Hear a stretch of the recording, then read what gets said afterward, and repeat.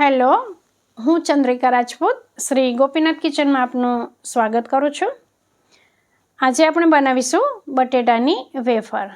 તો ચાલો આપણે વેફર બનાવવાનું શરૂ કરીએ. અહીંયા મેં 3 કિલો બટેટા લીધા છે. વેફર બનાવવા માટે આપણે ખાસ કરીને મોટી સાઇઝના બટેટા લેવાના અને એકદમ તાજા બટેટા હોય ને એવા લેવાના. ઢીલા પડી ગયેલા બટેટા હોય તો એવા બટેટાનો ઉપયોગ નહીં કરવાનો. આપણે સૌથી પહેલાં બટેટા ધોઈ લેવાના અને પછી આપણે બધા બટેટાની છાલ કાઢી લેવાની છે. એટલે જેમ જેમ આપણે બટેટાની છાલ કાઢતા જઈએ એમ એને આપણે પાણીમાં નાખતા જવાનું છે. હવે અહીંયા મેં બધા બટેટાની છાલ કાઢી લીધી છે અને બધા બટેટાને પાણીમાં રાખી દીધા છે જેથી કરીને કાળા ના પડી જાય. હવે આપણે વેફર પાડવાનું મશીન લઈશું અને વેફર પાડી લઈશું. આ જે મારી પાસે મશીન છે એમાં સાદી વેફર બને છે, આમાં જાળીવાળી વેફર નથી બનતી. તો અહીંયા મેં જો આવી રીતે વેફર બનાવી લીધી, પણ મને આ થોડી જાડી લાગે છે.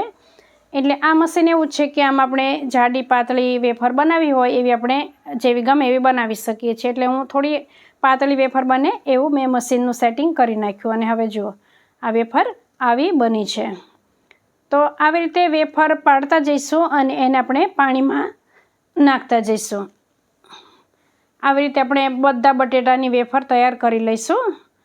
અને હવે આ વેફરને 3 પાણીથી હું ધોઈ લઈશ. અને પાણી પણ મેં કેટલું બધું લીધું છે તમે જોઈ શકો છો કે આખું તપેલું, આ 10 લીટરનું તપેલું છે એ ભરીને મેં 3 વખત આ વેફરને ધોઈ અને ચોથી વખતના પાણીમાં મેં એને રાખી છે. તો અત્યારે પાણી તમને ડોળું દેખાય છે, એમાંથી આપણે બધો સ્ટાર્ચ નીકળી જાય ત્યાં સુધી ધોવાનું છે. અને બીજી બાજુ આપણે વેફર બનાવવા માટે તપેલામાં પાણી લઈશું અને એમાં ફટકડી પાવડર અને 4 ચમચી જેટલું સિંધવ મીઠું લીધું છે. આ બંને વસ્તુ પાણીમાં એડ કરી દઈશું અને ગેસની હાઈ ફ્લેમ પર તપેલાને ઢાંકી અને પાણીને આપણે ઉકળવા દઈશું. હવે જો અહીંયા મેં આ વેફરને 3 વખત ધોઈ નાખી છે અને આ ચોથી વખત આ પાણીમાં રાખી છે. એટલે પાણી એકદમ ચોખ્ખું છે. આપણે થોડું થોડું પાણી લઈને ધોઈએ તો વધારે વાર ધોવું પડે, અને વધારે પાણી લઈને ધોઈએ તો આવી રીતે જલ્દી ચોખ્ખી થઈ જાય. મતલબ બધો સ્ટાર્ચ નીકળી જવો જોઈએ, પાણી ચોખ્ખું થવું જોઈએ આપણે.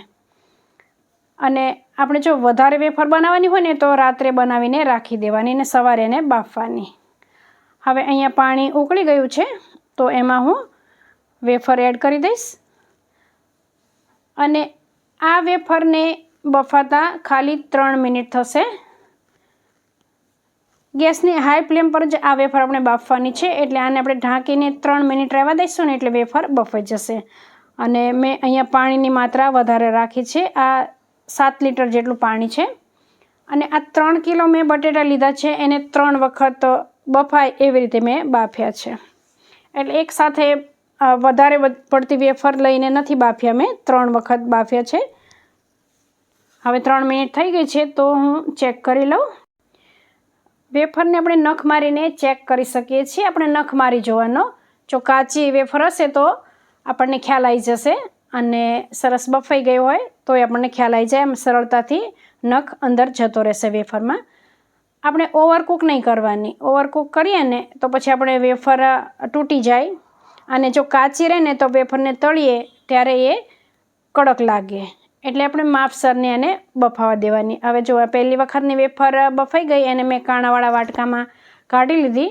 હવે આ બીજી વખતની વેફર છે એને હું પાણીમાં બાફી લઈશ. હવે આમાં મીઠું કે ફટકડી કશું જ ઉમેરવાની જરૂર નથી.